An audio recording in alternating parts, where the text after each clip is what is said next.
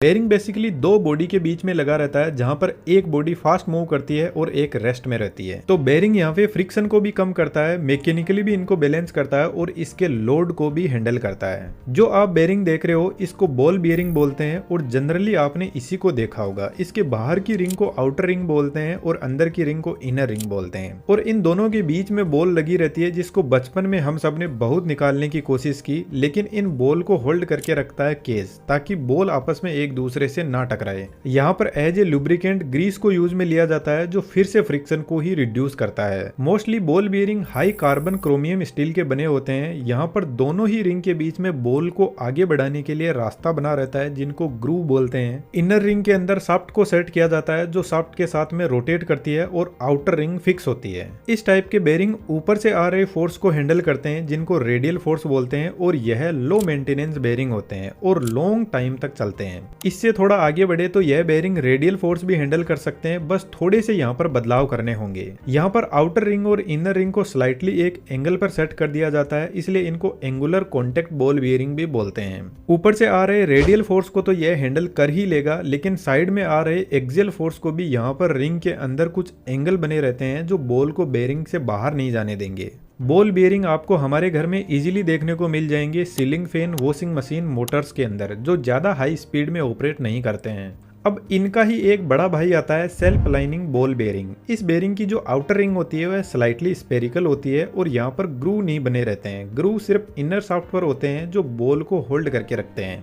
अब हमारी जो शाफ्ट है वह हमेशा स्ट्रेट फॉरवर्ड नहीं होती है, कभी कभार वह अपना एंगल बदलती रहती है, और बेरिंग यदि थोड़ा बहुत फ्लेक्सिबल नहीं हुआ तो या तो शाफ्ट टूट जाएगी या फिर बेरिंग टूट जाएगा। तो ये बेरिंग सेल्फ अलाइन कर सकते हैं अपने आप को शाफ्ट के हिसाब से लगभग 30 डिग्री के एंगल तक। अब यहाँ पर डबल बॉल्स लगी हुई है, तो यह हाई स्पीड में भी ऑपरेट करते हैं और इनकी लोड कैरिंग कैपेसिटी भी ज्यादा बढ़ जाती है, लेकिन यह सिर्फ रेडियल फोर्स को ही हैंडल कर सकता है। साइड में से यदि कोई फोर्स लगा तो बॉल बाहर निकल जाएगी।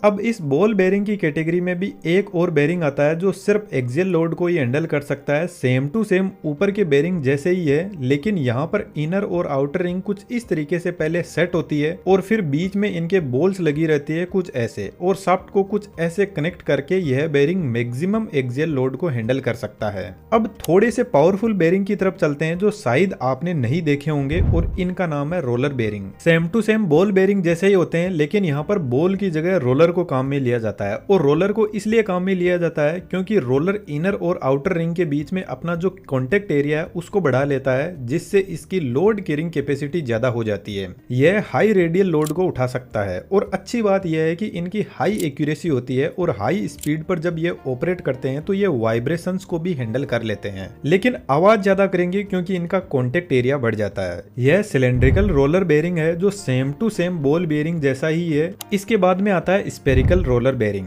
इसकी खास बात यह है कि एक तो इसकी लोड कैरिंग कैपेसिटी ज्यादा है, और यदि शाफ्ट थोड़ी मिस अलाइनमेंट भी है तो यह अपने एंगल को एडजस्ट करके शाफ्ट के लोड को हैंडल कर लेगा। यह भी same to same self aligning ball bearing जैसा ही है। आउटर रिंग थोड़ी स्पेरिकल होती है और इनर रिंग में ग्रूव्स बने रहते हैं। इनका ज्यादातर यूज ऑफ रोड व्हीकल जैसे थार गाड़ी, फॉर्च्यूनर, इनमें होता है, जहां पर लोड तो हेवी होता है लेकिन स्पीड ज्यादा नहीं होती। इसके अलावा जो छोटे शिप का प्रोपल्सन सिस्टम होता है वहां पर भी इनका यूज होता है। यहाँ पर थ्रस्ट रोलर बेरिंग भी होता है, जो एक्सियल लोड को हैंडल करने के लिए होता है, जो सेम टू सेम अभी ऊपर एक बॉल बेरिंग देखा था उसी के जैसे काम करता है। अब रोलर बेरिंग की फैमिली से एक और बेरिंग आता है थोड़ा अलग टाइप का, जिसको टेपर्ड रोलर बेरिंग बोलते हैं। इसमें inner ring, outer ring same to same ऊपर के जितने भी बेरिंग है उनके जैसे ही होती है, लेकिन एक तो यह जो रिंग होती है वह टेपर्ड शेप में होती है। इधर से इसकी रेडियस ज्यादा है लेकिन इधर से थोड़ी कम है। सेकेंड थिंग, इसमें जो रोलर लगे रहते हैं वह भी टेपर्ड शेप में ही होते हैं। अब इनके शेप से ही आपको अंदाजा लग जाएगा कि यह रेडियल फोर्स को तो हैंडल करते ही है, लेकिन यह एक्सियल फोर्स को भी बहुत शानदार तरीके से हैंडल कर सकते हैं। क्योंकि इधर से इसकी रेडियस कम है, तो जो भी फोर्स आएगा यह टेपर्ड शेप उसको होल्ड कर लेगा। तो अभी आपने जो कार देखी थी जिसके पास में स्पीड भी अच्छी है और ड्रिफ्टिंग के टाइम पर रेडियल और एक्सियल फोर्स दोनों अवेलेबल रहते हैं, और यह बेरिंग इन दोनों फोर्स को अच्छे से हैंडल कर लेता है। इसके अलावा कंस्ट्रक्शन के जो हेवी इक्विपमेंट होते हैं उनमें भी इसका यूज होता है। गियर बॉक्स में यूज होता है, ट्रेन के अंदर जो ट्रैक्शन मोटर लगी रहती है उसमें भी यूज होता है। एयरप्लेन का जो लैंडिंग गियर होता है उसमें भी यह लगा रहता है, क्योंकि एयरप्लेन के लैंडिंग गियर में एक्सियल और रेडियल फोर्स बहुत ज्यादा हाई पावर के साथ में लगते हैं। नेक्स्ट जो बेरिंग है इनको बोलते हैं नीडल रोलर बेरिंग, लेकिन इसका डायमीटर बहुत कम होता है। इस बेरिंग के अंदर इनर रिंग नहीं होती है, शाफ्ट को डायरेक्ट रोलर पर ही सेट किया जाता है, जिसके पीछे एक बड़ा रीजन है। मोस्टली इन बेरिंग को उन जगहों पे यूज किया जाता है जहां पर जगह बहुत कम होती है, क्योंकि यदि आप इसके आउटर रिंग और रोलर की थिकनेस देखोगे तो बहुत कम है और ये हाई लोड को भी हैंडल कर सकते हैं, हाई स्पीड पर भी ऑपरेट कर सकते हैं और जगह भी इनको कम चाहिए।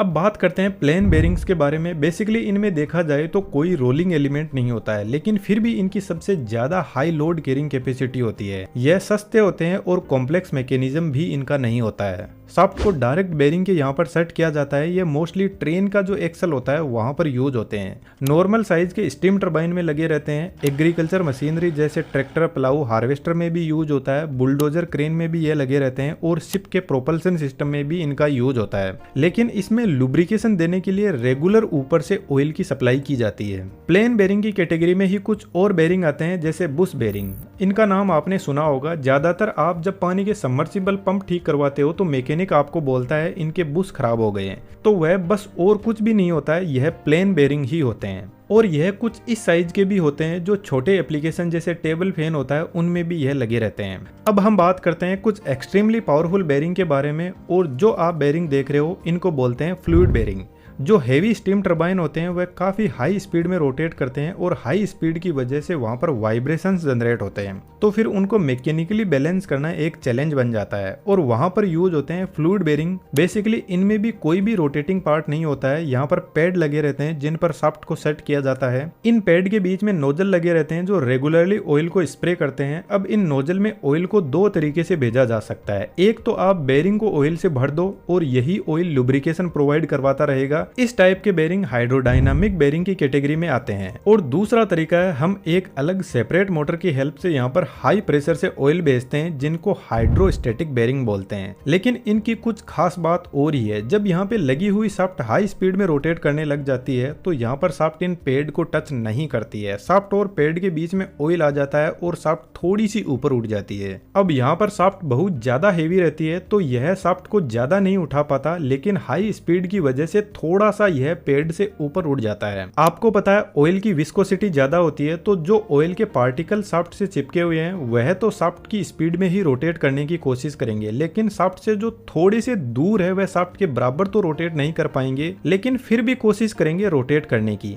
क्योंकि जो शाफ्ट के टच हो रहे हैं पार्टिकल वह इनको भी अपने साथ में ले जाने की कोशिश करेंगे, लेकिन इतनी ज्यादा एनर्जी ट्रांसफर नहीं कर पाएंगे। इस तरीके से जो थर्ड लेयर के पार्टिकल होंगे वह थोड़ा और कम स्पीड में रोटेट करेंगे। तो यह जो पार्टिकल्स की लेयर बन रही है शाफ्ट के चारों तरफ, यह पेड और शाफ्ट के बीच में आ जाएंगे और शाफ्ट को ऊपर उठा देंगे। तो स्टीम टरबाइन की स्पीड ज्यादा होती है और हमें फ्रिक्शन को मेंटेन करना बहुत ज्यादा जरूरी है। तो यह बेरिंग फ्रिक्शन को एज मच एज रिड्यूस कर देते हैं और हाई स्पीड की वजह से जो वाइब्रेशंस जनरेट होते हैं उनको भी यह इजीली कंट्रोल कर लेते हैं। अब हमारा लास्ट बेरिंग बचा है जो आज के टाइम की एक नई टेक्नोलॉजी है और इनको मैग्नेटिक बेरिंग बोलते हैं। यदि सिंपल लैंग्वेज में समझाऊं तो जैसे दो मैग्नेट है और उनके सेम पोल एक दूसरे से रिपेल करेंगे और इसी का फायदा हम उठाते हैं। शाफ्ट के ऊपर हम मैग्नेट के पोल सेट कर देते हैं और साइड में बाहर की जो आउटर रिंग है वहां पर भी मैग्नेट के पोल सेट कर देते हैं कुछ इस टाइप से। यहाँ पर यह दोनों पोल एक दूसरे से रिपेल कर रहे हैं तो शाफ्ट ऊपर उड़ जाएगी और यह दोनों पोल एक दूसरे को अट्रैक्ट कर रहे हैं तो शाफ्ट रोटेट भी करेगी। इसको मैग्नेटिक लेविटेशन बोलते हैं। जीरो फ्रिक्शन प्रोवाइड करवाते हैं। इनके और भी बहुत ज्यादा बेनिफिट है जिनको किसी सेपरेट वीडियो में हम डिटेल से समझेंगे, लेकिन फिलहाल जो मैग्नेटिक बेरिंग होते हैं उनको मैकेनिकल बेरिंग का भी सपोर्ट हमें देना पड़ता है, क्योंकि जब तक शाफ्ट स्पीड में नहीं चलेगी तब तक शाफ्ट लेविटेट नहीं कर पाएगी और इस टाइम पर हमें मैकेनिकल सपोर्ट देना बहुत जरूरी है। तो यहाँ पर हमने इंडस्ट्री के ऑलमोस्ट सभी टाइप के बेरिंग के बारे में बात कर ली है। फिर भी आपको कोई पता हो तो जरूर से कमेंट बॉक्स में लिखना। वीडियो को लाइक और कमेंट करके हमें जरूर से बताना। Thank you.